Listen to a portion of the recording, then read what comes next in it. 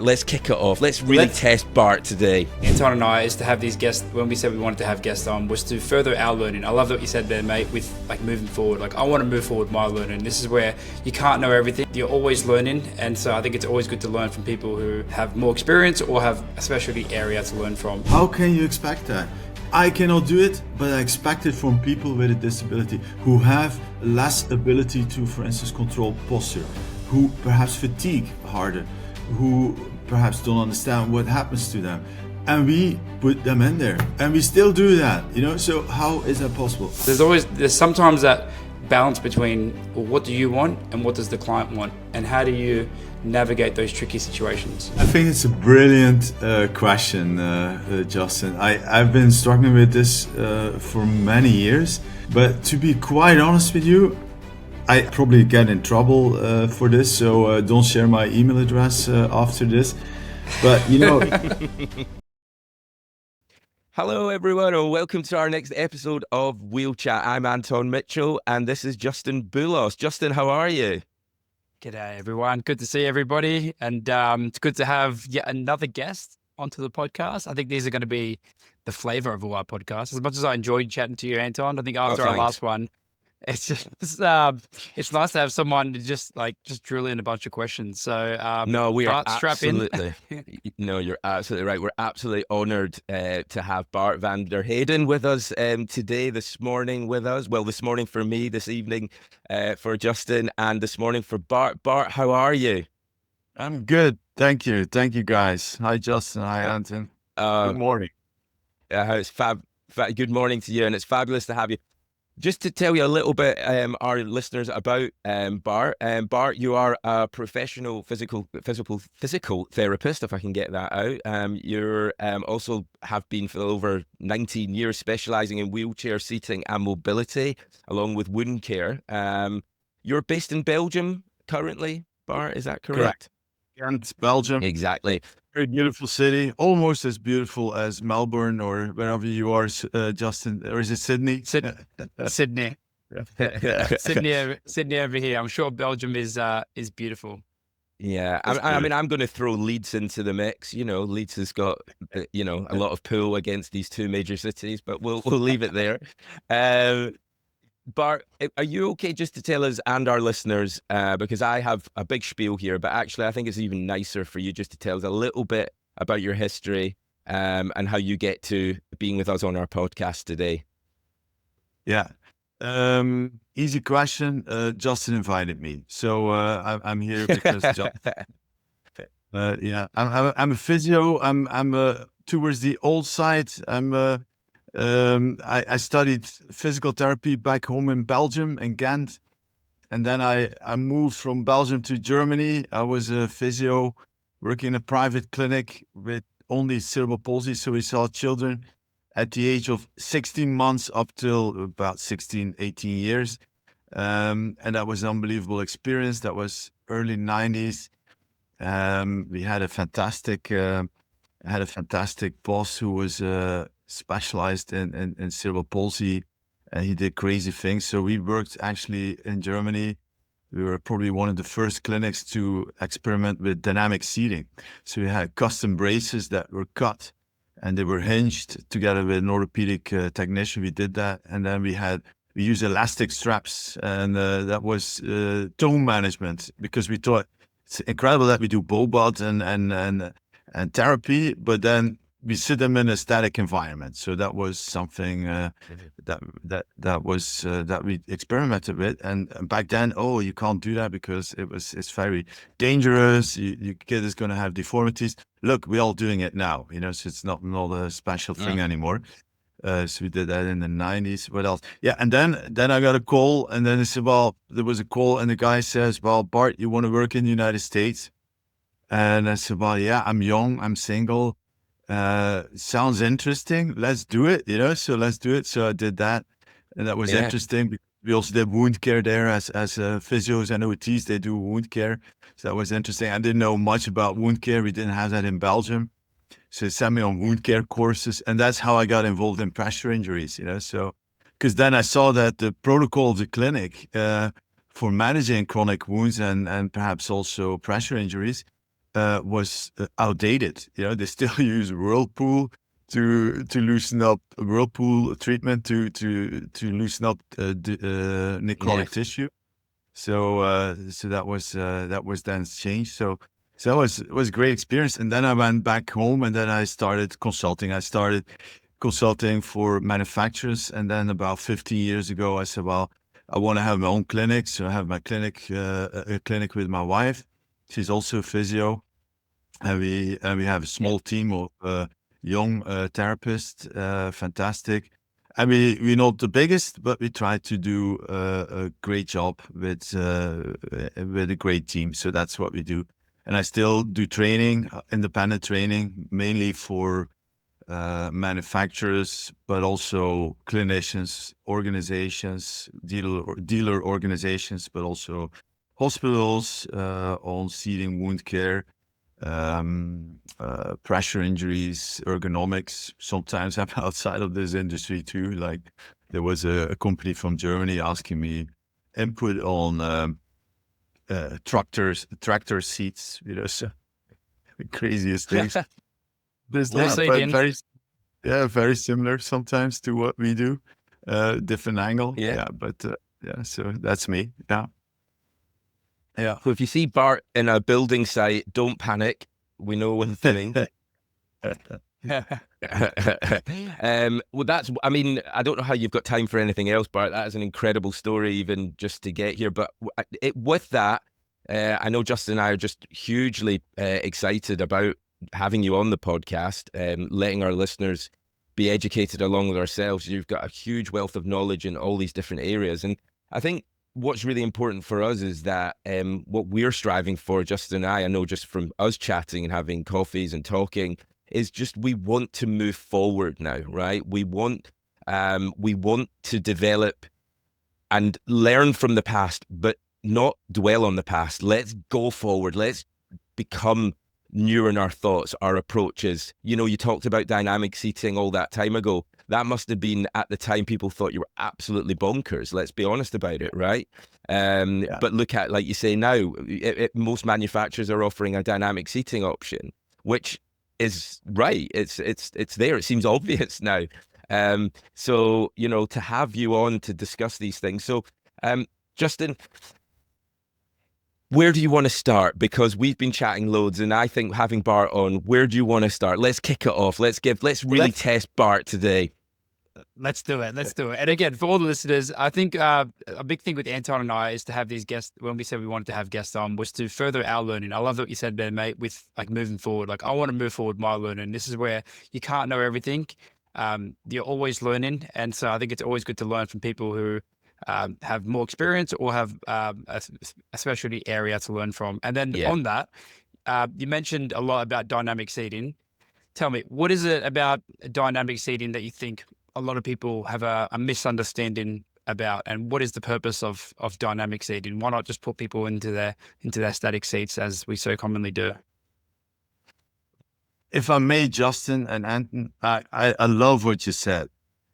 It's all you guys want to move forwards, and you already you have already my full support. I love that, because that's basically what we need. We need more people that want to move forwards. So I love that. And that's the sequence. You guys need to you need to bring this industry to the next level. So it's fantastic. So first of all, respect for that. My support you got, and then dynamic seating. I'm gonna make a bold statement. I of course I will get in trouble for this, but imagine imagine that somebody puts you in a chair, right? Imagine that. You able-bodied or person without the need for a wheelchair, but they would put you in a chair, a wheelchair, whatever, and they would expect you to sit in the same position for 12 hours, right? How would you like that? How would you like that? What would you do? Would you sit still in that chair? Probably not, right? And now you're putting a person with a disability, a person who suffers from an injury or who has a disability, and he or she is perhaps not able to control the muscles in a way that we think is normal, like people with cerebral palsy. tone management is a challenge, right? It's a central nerve condition. So it may not be possible for these people to do it, but they do the best they can, right? And you put them in a static environment and you expect them to sit nice, right? How is that possible? It's almost like, how can you expect that? I cannot do it, but I expect it from people with a disability who have less ability to, for instance, control posture, who perhaps fatigue harder, who perhaps don't understand what happens to them. And we put them in there and we still do that, So how is that possible? How is our thinking? I don't know. The first thing I want to dive into already is you mentioned cerebral palsy. So I guess we can even go into I'm trying to really work out who is it for, because not everyone even has the muscle strength to move themselves around. So when you say cerebral palsy, is it people, like what type of cerebral palsy would they have? For anyone that's listening, what kind of cerebral palsy are they looking at where they might want to consider some sort of dynamic seating? Well, perhaps we can dive into that, but go back on that. So dynamic seating, it depends how you define that. Dynamic seating, I'm also on the ISO 16840 committee in our field, and I've been trying to actually also look into that. What is dynamic seating? How do you define it? Because if you cannot define it, you cannot measure it. So what I would see dynamic seating is that you have a possibility for postural variation. So posture is not necessarily the same posture all day. You have the chance to have postural variation. You can change your posture depending on physical activities that you want to pursue. Perhaps depending on tone, something that does that. And in order to have postural variation, you can probably say what kind of what variation do I facilitate to change? So what is the purpose? What is exactly facilitated to move? What type of movement is that? Is that resistance against the movement, and then facilitation after you made that movement to go back to that neutral position? So I think these are all aspects of, that's how I would see postural dynamic seating. But dynamic seating can be, a lot of things in that sense, because it can also be an adjustment that you make to standard wheelchair. For instance, you have somebody who has lower extremity movement, and you're going to be careful, but you're going to perhaps say, well, instead of locking the feet at the foot supports with straps, I'm going perhaps to allow an elastic strap to support the lower extremities, and that absorbs energy, and that energy then will be beneficial because then the pelvis will remain where it is, so you're going to open a kinetic chain, so the purpose of that would be, it's after reflection, you say, if I'm allowing a segment to move, the distal part of that segment, if that moves, that distal part, well, then I hope to gain control of the proximal segment, right? So that's kind of the structure of thinking. If you have a closed kinetic chain, so you're closing your distal movement, then you lose control of your proximal movement when you have contraction or uncontrolled movement. So who can this be beneficial for? Yeah, a lot of people say, oh, it has to be cerebral palsy, but no, it can also be people with dementia. It can also be people with MS, ataxia, Friedreich's ataxia, all people that have problems with controlling movements. But it can also be somebody who doesn't necessarily have a lot of movement, but fatigues. So if we are sitting in the same alignment, you kind of, in order to sit upright, you need to fight gravity, and that's muscle energy. Postural muscles need to fight gravity, otherwise you would collapse and you would fall. Your head position would be wrong, and all that. So if you have that, it might be interesting to say, well, fatigue will probably occur quicker when you sit in the same alignment. If you move a little bit, it probably is less fatiguing. So it's the same in your chair. You sit all the time. If I'm moving a little bit in that chair, okay, I can go on for another couple of hours. So this basic seating ergonomics that is applicable to us, but also applicable to wheelchair use. So that's also dynamic seating, because you're allowing a postural variation with the purpose of being functional, being less fatigued, being more comfortable, being aligned in your chair, whatever it is. Being happy, very important. It's not just about being in the right posture, it's being happy, being able to do whatever it is that you want to do. So that to me is dynamic seating, yeah. And it doesn't necessarily need to be an entire wheelchair. It can be components or breaking down components. For instance, another example could be abductor blocks. You have people with abductor blocks, and then you have an asymmetric tonic neck reflex, or there is movement of lower extremities, attitoid movement, perhaps. There's something going on, and you have a big adductor block, So, and ISO terminology said, well, you don't call it an abductor block. We call it now medial distal thigh support. I was a bit crazy about that too, but then the reasoning behind that was that you don't put the adductor block at the pelvis, right? Yeah. So you put it medial distal thigh support, so it describes the location of where you place it, So I'm not laughing at you, Bart. I'm just laughing at sometimes the most ridiculous prescription forms you ever have, and you think people are just like, "What is that? Like, what is that?" Like, right? But yeah, thank you for clarifying. Yeah, great. But no, it makes sense as you explain, of course. Absolutely. Yeah. I'll just clarify because with our viewers as well, it's like not everyone is gonna. There's a lot of exactly what you're saying there, but like terminology is everything. But I guess basically to summarize what you're saying is that a dynamic seating support is something that allows for some sort of postural movement, whether it be a backrest that can open and close on its own, or leg rest that can go in and out. And the reason why you do that is because if somebody is trying to move it and they're in a fixed position. So say someone wants to extend their legs and we tie their legs down.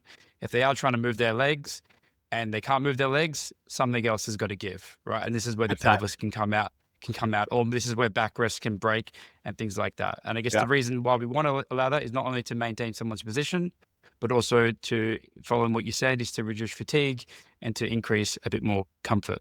That's a fair summary of what you've said so far. You of course did that much better than I did.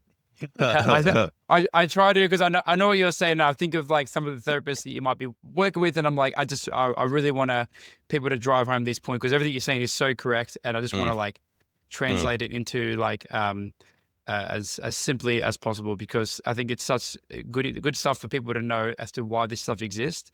And I suppose the questions for me that I would have is, I'm trying to think of which clients have I not necessarily considered it for that I probably should. And is it only the people obviously, extending at the legs, or is it other people that should be considering dynamic seating? You could think, it's a thought process.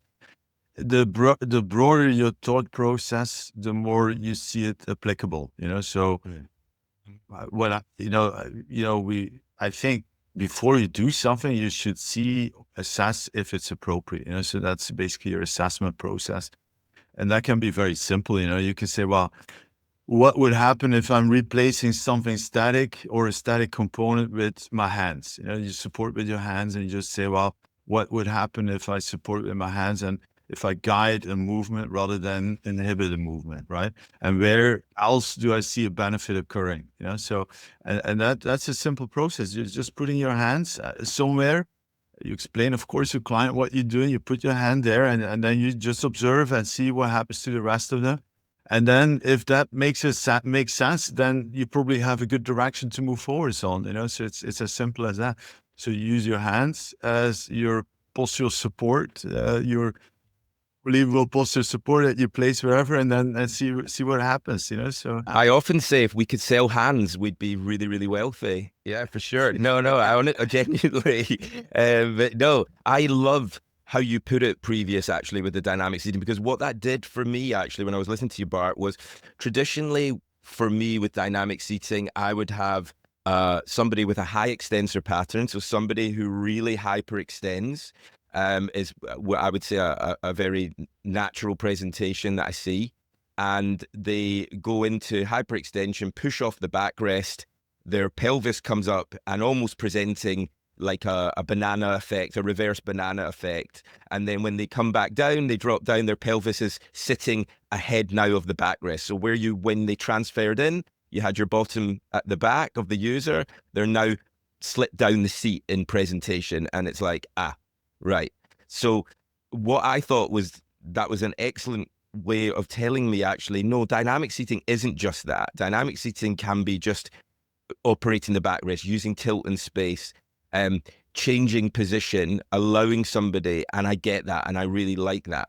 But what moves on from that, which I think is really important, is what you just said then after, which is actually, it's down to the assessment process. How do we know what that person needs? And that's down to the assessment process. And I really want to touch on that. And I actually think that people listening or watching, myself included, I'm really intrigued to know what your opinion is on the assessment process.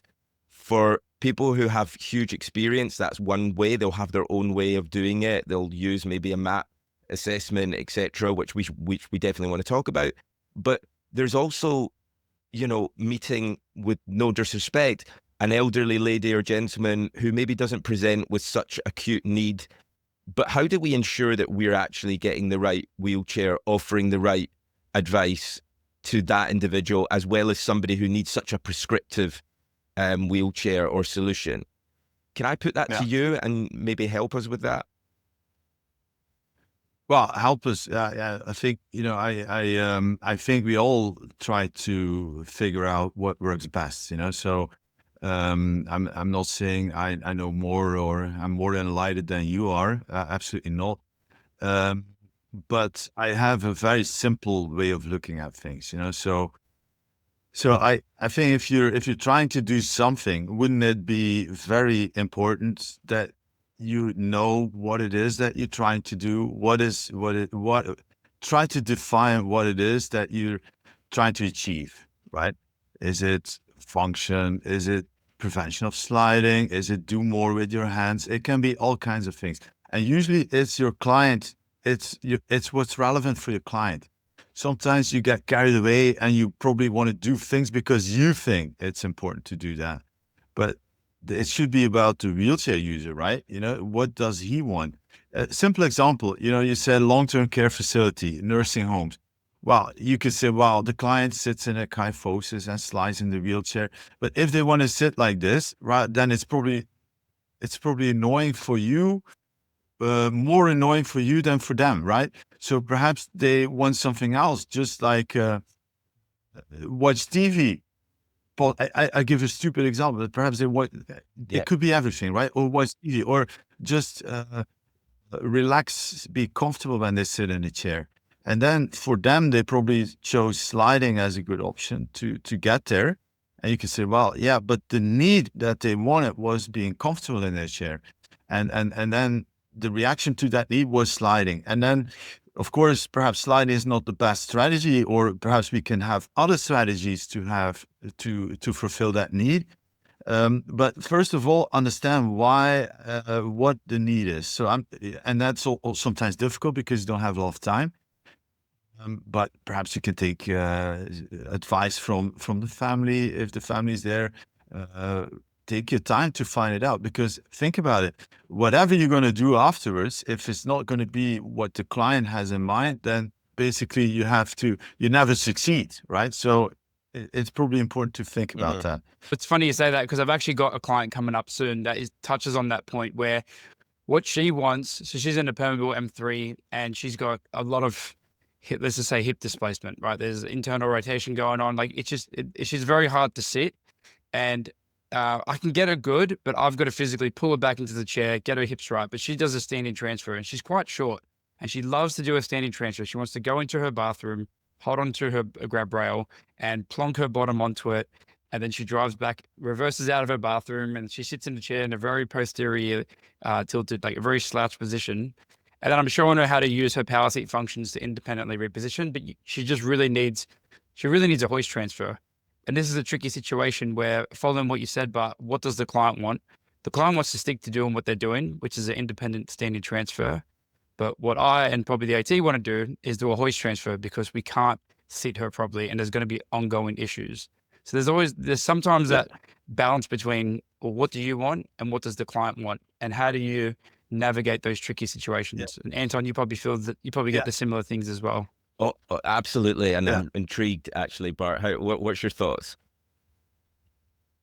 Well, ultimately, it's going to be the user that decides ultimately, because it's their chair, right?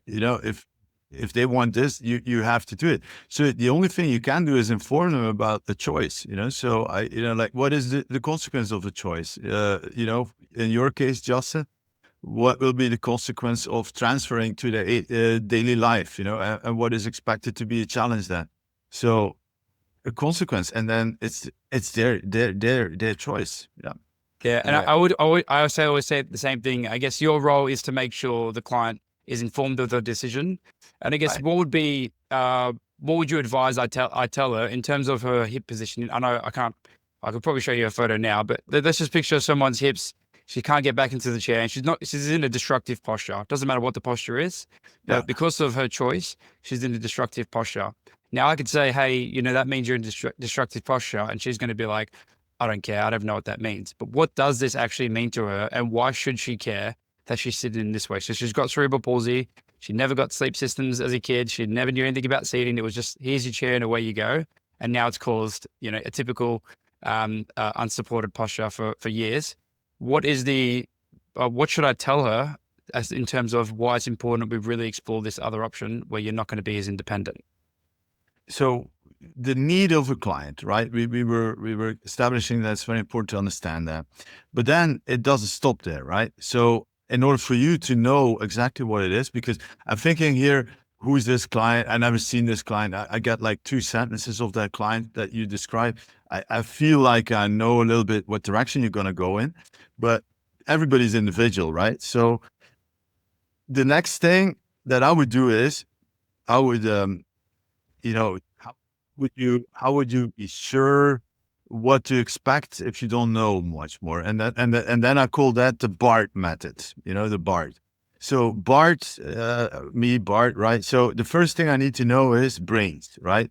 So you said brains I need to know a little bit of background, and that's your experience as a therapist.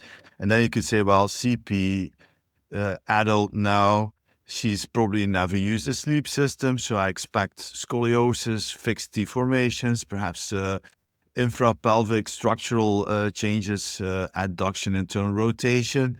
I'm expecting hip limitations, subluxation, luxation of the hip, contractions of the adductors. Perhaps one influences the scoliosis. Head position might be off, So I'm probably also not going to expect much in terms of progression with function or tone, so perhaps it's not going to improve much, so I probably can expect a plateau phase of that user. I don't know, you need to observe that, but that's probably your brain, right? And then of course you need to look into the specifics of things, right? So if you have a subluxation, what is then the specific situation? How will that impact? What is then the impact on the entire posture of a hip subluxation, for instance, right? So how it's extremely crucial, because, for instance, if the client's right hip is fixed in terms of adduction, and perhaps the seating system has a slight tendency towards providing abduction, the consequence will be a pelvic rotation. And a pelvic rotation will increase scoliosis, and the scoliosis will provide an asymmetric arm support, and the asymmetric head support will shoulder support will then also bring a poor head position, right? You see, so I need to understand that, and that's what we call the physical assessment, perhaps. And I would look at components that would be fixed. What about the feet? Are the feet in the plantar flexion, eversion, inversion? If they are fixed, how can I accommodate for that? All these things. Yeah, all these things. And all that stuff is happening, I guess. And you're bang on in terms of what's happening. And again, to translate for anyone who doesn't have the seating experience as Bart, basically what we're saying is, if someone's knee, say your right knee is trying to go in, and it doesn't have the flexibility to go back out, and you try to make it go out, it's going to twist your pelvis. Something's got to give, and these are the things that can happen. And with her, she does have some flexibility. in her posture. I'd more just worry, like, because she's so short and she goes over a contoured cushion, like really she needs a pommel because she does have that flexibility, but we can't use a pommel, so we have to use a contoured cushion, and she can't ever get back into the chair. And I'm just trying to work out, how do you, like, what is the informed consent that I should give her? So hey, we'll call her Kate. Kate, if you continue to do standing transfers and not sit in your chair properly, it's going to do what to you? Well, I would always try to relate it to function, right? So what would be the consequence if your transfers go wrong? Because they have their life, what is then the impact of that? I don't know Kate's life in particular, but how is she get along in the house? So what will be the impact if a transfer goes wrong? How would that impact her independence? That's how you need to translate.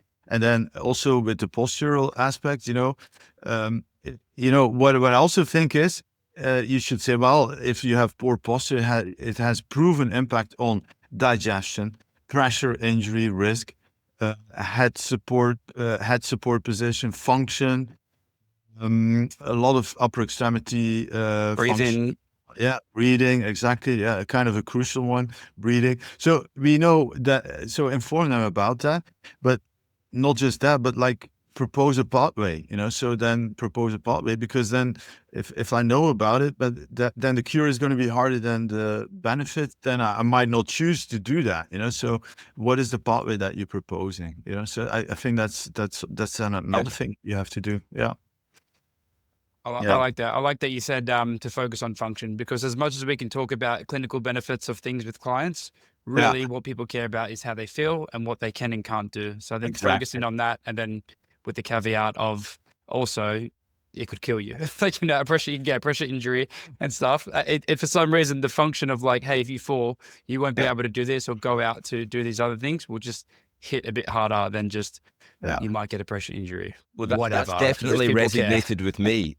That's definitely resonated with me, what Bart said about function, because I naturally go to explaining to clients, oh no, this physically will happen. Internally, you're going to have more pressure on this area, that area. And ultimately this will happen. But actually, we put the most horrendous pictures on cigarette packets, but people seem to smoke, right? So the physical reasoning might not be the driver for somebody to really comprehend, this is why I ideally want it. So I think function is a great shout, actually. I think that people could envisage, so what you're saying is if I don't potentially do this, I could fall, and then that will result in that, rather than not going to the shops and not doing this other thing that I enjoy doing. I think that's really good. Yeah, no, me too.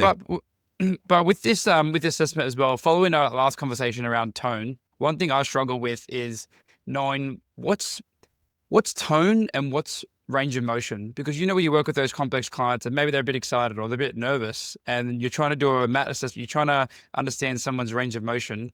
And for me, sometimes I feel like just doing the mat assessment gives me a false read in terms of what someone can actually do. Like, I'll do an assessment and I'll see someone's hip range and I'm like, we're going to have a backrest angle really far open. Apologies for our listeners. You can picture a really far backrest angle based on this assessment I've done. But really, you sit them in the chair, they start to relax, and then they're like, oh, well, what was the point of that assessment? Like, we could have just sat them in the chair and see how they sit. So tell me, with mat assessments and when you're working with people who have varying tones, because that's really where I do mat assessments, is just people who are like super stiff in one way or another. How do you know the difference between what's excitement versus this is the end of the range of that muscle? I think it's a brilliant question, Justin. I've been struggling with this for many years, but to be quite honest with you, I probably get in trouble for this, so don't share my email address after this. But I think these assessment forms that we currently use, and I looked at many assessment forms, they're always looking at snapshots in time, right? So imagine you work with somebody who has a problem with controlling their postural muscles or muscle activity in general. So people with tone, attitoid, cerebral palsy, perhaps, people with ataxia, all these options that you might have. Well, you have to think, they do movements, they do uncontrolled movements, right? That's what it is. because of a central nerve disorder most of the time. And then the question really is, if you look at it from an assessment, what are we trying to do with the physical part of the assessment? We're trying to see if something that we prescribe as a fit, as an interface between our client is going to function, right? That might be a head support, a back support, whatever it is. And then it also should inform us about how to adjust that. It should inform us what type of interface is going to be adequate for that client. How to adjust it is then the second consequence. And then it should be enhancing function or the need of the client, right? So the need of the client tend to be often functional related. And then you have assessment forms, and assessment forms are static. And they are very stupid in a way, because they sometimes say, if you look at the physical assessment part, they look at every component separate. They look at, is your pelvis mobile, right? Oh, yeah, it's mobile. It's mobile now, but perhaps when there is tone, it isn't mobile, right? So it depends. And then you probably say, well, what do? I probably go with the worst case, and the worst case might be a posterior pelvic tilt, but then it doesn't say how far that posterior pelvic tilt is. And then the next box on that form is, what about hip angles, and what about knee angles, what about foot angles? But it's like a whole thing that you have to connect to each other, right? And there's no form that does that. Yeah. So then I said, well, if the form is not really helpful, and you're spending two hours doing that, and you don't get data from that you can use for your seating eval, then the only reason why you probably should fill that in is to kill time, or perhaps for funding purposes, and people understand what it is that you're doing. But it doesn't help you with your seating, right? It doesn't help you. So forget it. If it doesn't help you with your seating, why you do it? Well, because I have to do it for my boss, right? That's basically your answer. I have to do it. But then what you can do is, and what I usually do is the following. Very controversial methods. I don't know if it makes sense to do it. But if you have a younger user with tone, make sure it's safe. But what I do is I transfer that kit on my lap, and one side view. So I'm watching the kid on the side, right, on my lap. And you can say, well, it's dangerous. Yeah, it's dangerous. But what you can do is perhaps have a hoist transfer, right? And the kid is in the hoist, or you have a colleague if it's possible, or you have the family, and you put a mat so it's safe in case something would happen. But it's very useful, because now the kid is on my lap, and if I'm extending one knee, I'm opening the hip angle. Well, it's difficult to show that, but if the kid is on my lap, right, and that's the back support of the kid, and that's the seat base of the kid, and if I'm extending one knee when the kid is sitting on my lap, I'm opening the hip angle. If I'm lifting or extending the other one, I'm closing the hip angle. And then I can see what the effect is on that client.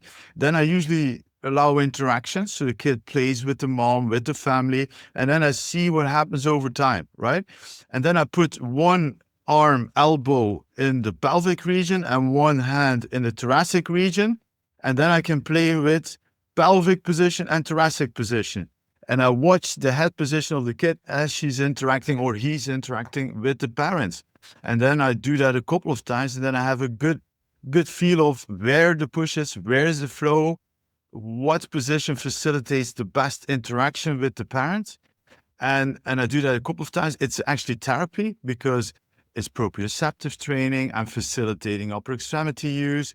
I'm facilitating interaction. So it's part of therapy, and it informs about seating. And then I make little notes of this, and then I see if the direction of that support that I'm providing with my hands is consistent with the need for that client. And then I'm making advice, right? And then you can still trial that equipment, but you have a much better feeling of what would work and what wouldn't work, Yeah.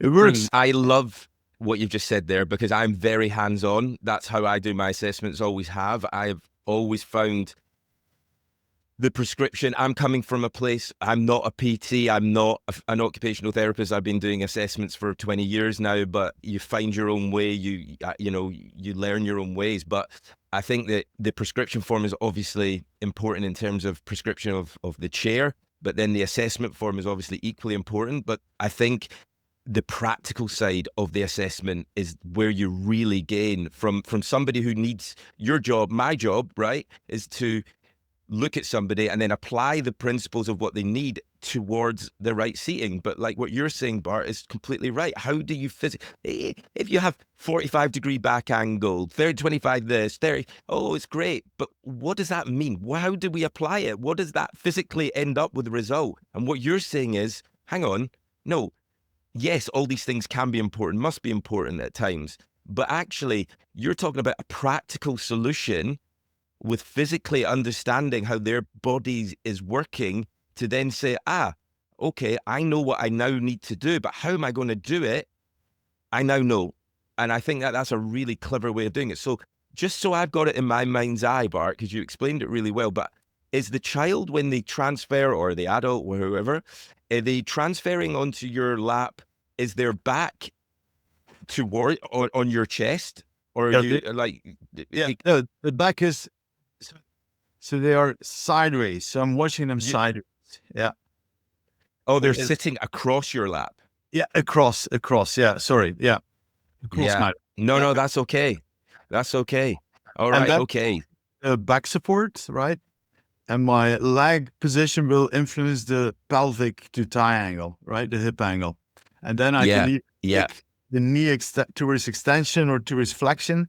And I can see a flexion of the knee in combination with closing the hip angle or opening the hip angle. And then in combination with pushing the pelvis forwards or releasing the pelvis. So giving more pelvic freedom or tilting the thoracic area forwards and backwards is the best choice. Yeah. Then I have a very good direction of something to trial. Then I can say to the equipment guy and say, look, I think this would probably work. What kind of equipment would you recommend to make this happen, right? And then it's easy because products are easy, but you need to know what the product should do, right? Yeah. No, I love that. I love that. I'll tell you what I do, because when by the time I'm called in, I get to bring out the equipment, and I've been working with a power chair. Even if I'm not, I like to bring out a power chair, and I do, like, I always think of someone when they're really complex, they can lie down, right? So why not just get the power chair and I just get that to a really open backrest angle. So when they hoist into the chair, I just drop them into the chair with a really, really open backrest angle, like, exaggerate what we think the seated posture will be. And then once I get them in there, set up their laterals, adjust their hips, then I slowly start to bring them up. And for me, I feel like that allows them to relax. And by the time they relax, you might bring the backrest up a bit more and a bit more. And then you can start to see, hey, if I go any more than this, that's when something's got to give. Remember what we said, everyone? Something's got to give. And when the muscles are at the end range, you're going to see something start to move, whether it be the pelvis or whatever. But that's always my thing. And it's similar to yours, Bart, in terms of it's just a practical way of saying what is actually happening when we Very similar. Yeah.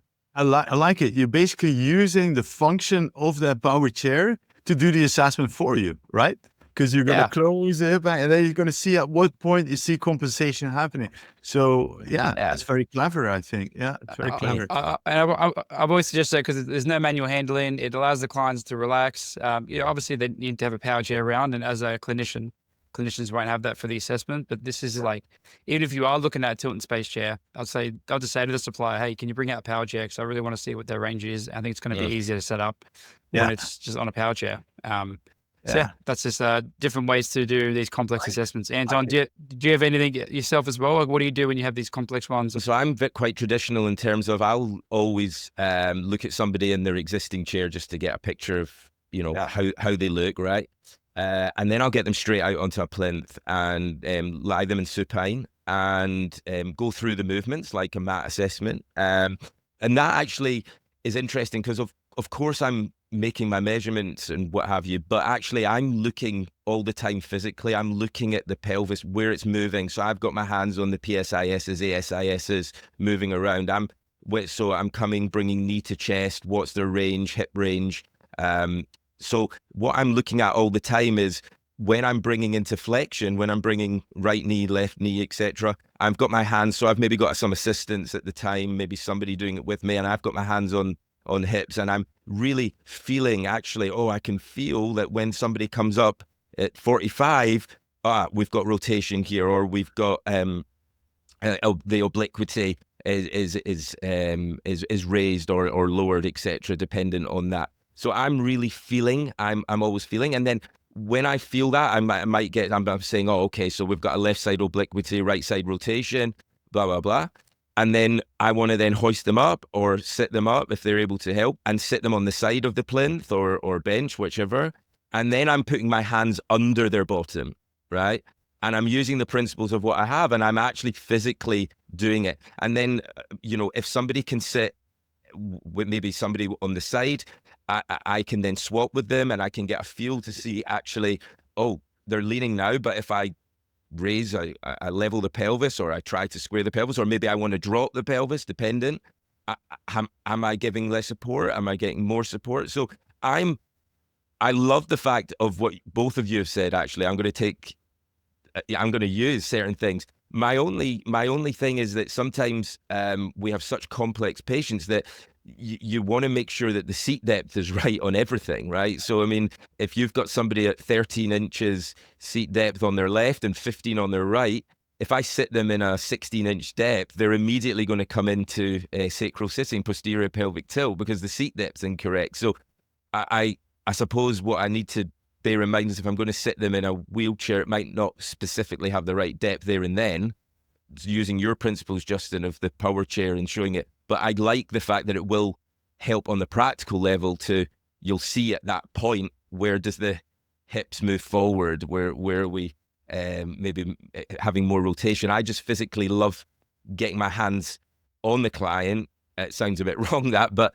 I think that's the only way you can physically, I'm a very visual person. So if I see it and I feel it, I can then apply that and go, right, this is what I want to do with the seat cushion or the backrest, or both, obviously. But that we all have our own ways of doing it. I think that's what this is really raised, and I love that. And I think that goes back to what you were saying, Bart, is forms are great, but actually, what do they do, really? Yeah. Right. Yeah. What they're doing? They're giving evidence towards what we've done to tick a box, but actually, who cares if the person gets the wrong seating solution? We might have the best results of taking down all the right results, but if we've got the wrong seating solution, well, we've not done our job right, Right. So, parents, husband, wife, more importantly, the end user, if we've not helped them, it doesn't matter if we give them the best report in the world and say, there you go, that's how you are. Yeah. But you're uncomfortable and you can't watch TV now, or you've got to be in bed for longer, or this, that, and the other. We've not done our job right. So I love this practical side. It's evoking so much thoughts in my head while you guys are chatting, like, could we do this? Could we do that? So I'm sure people listening will have the same thoughts. And everyone who is listening, please feel free to send us emails in, send us questions. We can come back and try and answer these, and I'm sure Bart will be happy to try and answer those as well. There's so much to talk about. We are very lucky that Bart is going to be with us for another episode, which we're absolutely delighted with. Justin, anything you want to do in closing on this episode? Anything you want to say? No, I just think that there's so much things we can chat about, but I think the main take-home messages from this stuff is, I guess for me, what I've even taken from you, Bart, today is mostly when you're speaking to clients, really focus on the function impact. And so when you're speaking to them, like, really try to get to what relates to them. And it's okay. Like, in terms of these forms, like, I think those forms are probably what steer people away. About before we were on this call, you even saying that, you really want to empower the younger generation to take on wheelchairs and seat. And I think a big fear of that is they look at these forms and they think, if I get this wrong, they're going to have the wrong chair, which to me and to everyone listening, I feel like these forms, they can be useful. They can be like a guide. They can be like a guide to say, hey, friends, you guys. yeah, it's just exactly what it is. Like, it's a mechanical assessment tool. It's a tool to indicate what we're going to do for trial, and your tool it's just one part of the puzzle, because you might have done an assessment and you might have felt someone was really stiff. And then once they relaxed, or once they had their injections or their medication or something, they're actually not that bad. So it was just something to say, hey, I noticed it was like this, so let's trial this. But then on the trial, we actually got this, and then you can go from there. So hopefully that empowers people a bit more. There was so much I wanted to ask you, Bart. Bart, do you want to come in maybe another time? We can talk about a bunch of other questions I have for you. Right. All right. Love what you guys do. You know, I think it's fantastic to do podcast. You know, so Thanks, much Bart. thing than reading. You know, so I think fantastic what you do. Love it. Love Yeah, it. we've got so much more to talk about, but luckily we have Bart on for another episode, so stay tuned for that. Guys, thanks for listening. As always, it is an absolute pleasure, but please don't forget, Justin, Like, comment, and subscribe. Exactly. like, comment, and subscribe, guys. But just do one of them. Don't do all of them. Let's just say, just pick one today. Yeah, pick one. Good shout. Pick one. But guys, it's really important that you do, because it allows us to really evaluate and move forward and give you content that you guys are looking for. So we really appreciate you tuning in, and we look forward to having you on our next chat. Thank you for listening to Wheel Chat. I'm going to close on one line that I've taken from Bart today, and that is, if you can't define it, you can't measure it. Ah, yeah, I remember that as well. It's good. Thanks for listening. Take care, Good. guys. Thank you, guys. Bye. Thanks, Bart. Bye. Bye.